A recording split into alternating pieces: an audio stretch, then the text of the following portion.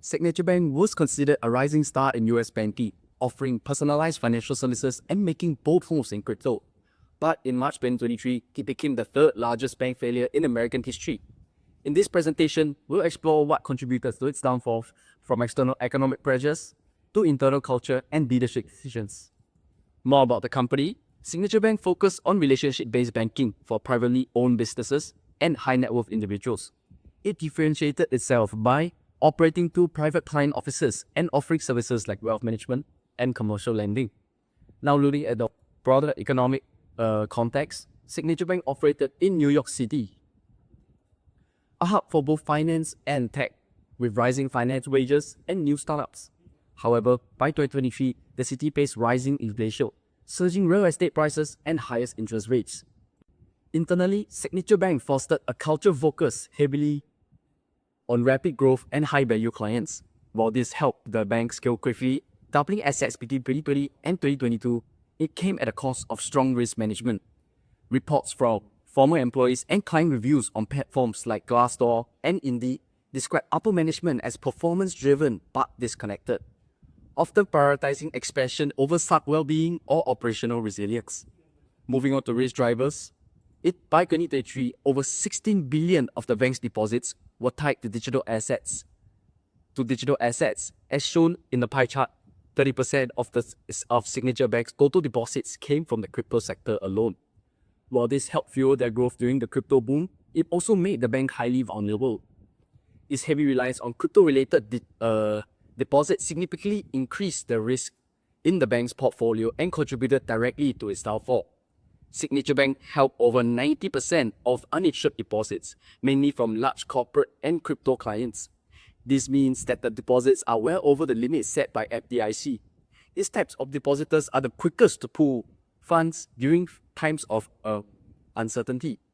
When Silicon Valley Bank collapsed in early March 2023, fear rippled across the financial system, leading to a swift 10 billion withdrawal from Signature within just 2 days. Signature had highly concentrated base of risky and uninsured deposits, particularly for crypto clients. The bank had no contingency plans in place and lacked the liquidity reserves to handle large-scale bank runs like this. Without proper safeguards or diversified handling resources, Signature could not respond fast enough. The fear that started with other banks quickly became a reality for them and ultimately led to their collapse. This photo here visualizes exactly what happened, a classic bank run. Lastly, regulatory failure. Starting with FDIC, they admitted that despite recognizing the risk, they failed to escalate action. One reason cited was the bank's strong financial performance and what it perceived as cooperative relationship with the management.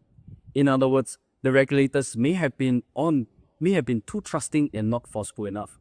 On the other hand, the New York Department of Financial Services also identified several issues, including liquidity risk and governance weakness. But again, no formal actions were taken to address the problems. Moving on to how the leadership responded, the company's president dismissed early concerns over the obvious risky nature of their company, with the transition of leadership which did not materialize.